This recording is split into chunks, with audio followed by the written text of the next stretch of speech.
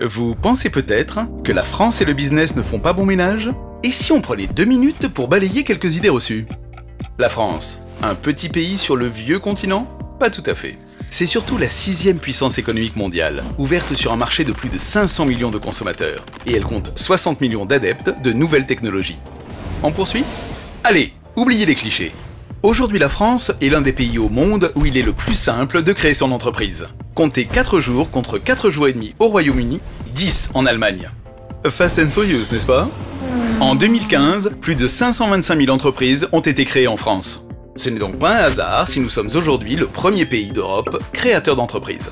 Si, la France est accueillante, ouverte sur le monde, et on a même des garçons de café sympathiques. C'est peut-être pour ça que 20 000 entreprises étrangères ont choisi la France et qu'elles y emploient près de 2 millions de personnes.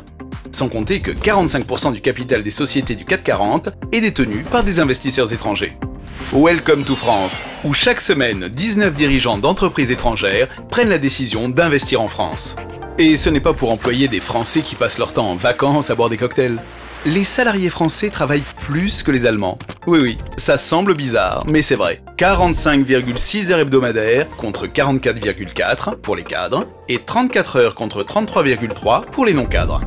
C'est vrai que les Français ne travaillent pas. Ils dépotent.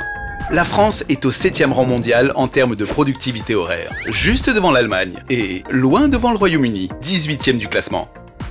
Alors oui, nous avons les baguettes, le camembert et le numéro 5, mais nous cultivons également l'innovation et les nouvelles technologies. Nous sommes tellement doués en haute couture que nous avons taillé une fiscalité sur mesure pour le numérique et l'innovation. Résultat, la France est dans le top 5 mondial et à la première place européenne pour le traitement fiscal de la R&D, à la 3e place dans le secteur du numérique. En 2016, au CES de Las Vegas, la délégation française se classait 2e en nombre de startups derrière les États-Unis. Vous voyez que France et business ça matche parfaitement. Et puis au final, entrepreneur. C'est bien mon français, non?